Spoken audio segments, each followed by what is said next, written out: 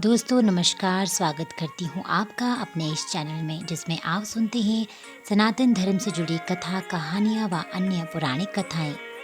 दोस्तों, अगर आप चैनल में नए हैं तो चैनल को सब्सक्राइब कर लीजिए और अगर पहले से ही चैनल से जुड़े हैं, वीडियोस को सुन रहे हैं तो लाइक करते रहिए और शेयर करते रहिए।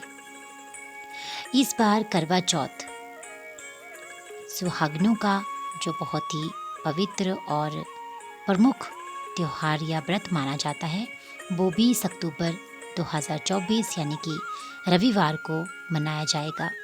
करवा चौथ के दिन सुहागिन महिलाएं पति की लंबी उम्र के लिए निर्जला व्रत रखती हैं और करवा चौथ की पूजा में कथा का काफ़ी ज़्यादा महत्व होता है। करवा चौथ का त्योहार कृष्ण पक्ष की चतुर्थी तिथि के दिन मनाया जाता है। इस दिन सुहागिन महिलाएं पति की लंबी उम्र के लिए निर्जला व्रत रखती हैं। करवा चौथ का ये व्रत पति की सेहत और दीर्घायु के लिए रखा जाता है। इस साल करवा चौथ का ये त्योहार 20 अक्टूबर 2024 यानी कि रविवार को मनाया जाएगा।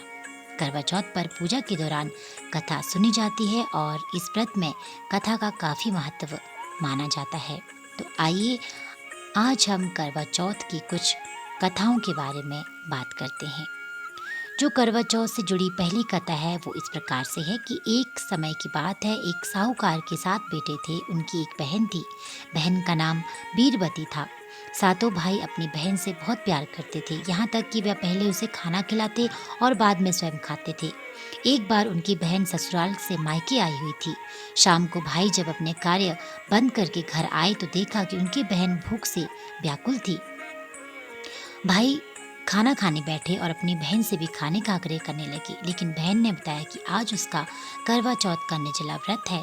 वह खाना सिर्फ चंद्रमा को अर्घ्य देकर ही खा सकती है। चूंकि चंद्रमा अभी तक नहीं निकला इसलिए वह भूख प्यास से व्याकुल हो उठी है।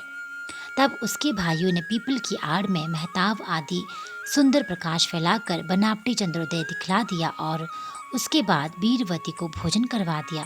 परिणाम ये हुआ कि उसका पति तुरंत अदृश्य हो गया। फिर बीरवती ने 12 महीने तक प्रत्येक चतुर्थी को व्रत किया। अगले साल फिर करवा चौथ आने पर उसने व्रत किया और अपने पति को पुनः प्राप्त किया। ये तो थी इससे जुड़ी हुई पहली कथा। लेकिन दोस्तों, इससे जुड़ी एक और कथा है और वो इस प्रकार से है कि करवा चौथ के व्रत का उल्लेख महाभारत में भी मिलता है। पांडवों पर लगातार आ रही मुसीबतों को दूर करने के लिए द्रौपदी ने भगवान विष्णु से मदद मांगी, यानी भगवान कृष्ण से मदद मांगी। तब श्री कृष्ण ने उन्हें करवा चौथ के व्रत में करने की सलाह दी, जिसे देवी पार्वती ने भगवान शिव की बताई विधियों के अनुसार रखा था। कहा जाता है कि द्रौपदी के इस व्रत को रखने के बाद न सिर्फ पांडवों की तकलीफें दूर हो गई बल्कि उनकी शक्ति भी कई गुना बढ़ गई। तो ये थी करवा चौथ से जुड़ी हुई दूसरी कथा। अब इससे जुड़ी हुई एक तीसरी कथा ये है कि करवा चौथ के व्रत को सत्यवान और सावित्री की कथा से भी जोड़ा जाता है। इस कथा के अनुसार जब यमराज सत्यवान की आत्मा को लेने आए तो सावित्री ने खाना पीना सब त्याग दिया। उसकी जिद के आगे यमराज को झुकना ही पड़ा और उन्होंने सत्यवान के प्राण लौटा दिए। और दोस्तों, एक और कथा के मुताबिक एक समय की बात यह है कि एक करवा नाम की एक पतिव्रता स्त्री अपने पति के साथ नदी के किनारे गांव में रहती थी। एक दिन उसके पति नदी में स्नान करने गया। स्नान करते समय वे वहां एक मगर ने उसके पैर को पकड़ लिया। वह मनुष्य करवा करवा कह के अपनी पत्नी को पुकारने लगा। उसकी आवाज सुनकर उसकी पत्नी करवा भागी चली आई और आकर मगर को कच्चे धागे से बांध दिया। मगर को बांधकर वो यमराज के यहाँ पहुंची और यमराज से कहने लगी, हे भगवान, मगर ने मेरे पति का पैर पकड़ लिया है, उस मगर को नरक में ले जाओ। यमराज बोले, अभी मगर की आयु शेष है, अतः मैं उसे नहीं मार सकता। इस पर करवा बोली, अगर आप ऐसा नहीं करोगे तो मैं आपको श्राप देकर नष्ट कर दूंगी। सुनकर यमराज डर गए और उस प्रतिव्रता करवा के साथ आकर मगर को यमपुरी भेज दिया। करवा के पति को दीर्घायु दी। हे करवा माता, जैसे तुमने अपने पति की रक्षा की वैसे सबकी पतियों की रक्षा करना। तो दोस्तों, ये थी करवा चौथ से जुड़ी हुई कुछ कथाएं। ऐसी और कथाएं सुनने के लिए इस चैनल के साथ जुड़े रहिए।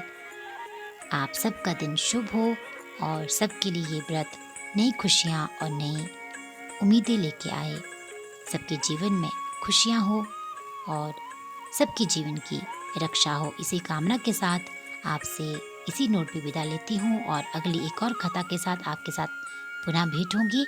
तब तक के लिए आप चैनल के साथ जुड़े रहिए, चैनल को लाइक कीजिए, सब्सक्राइब कीजिए और शेयर करते रहिए।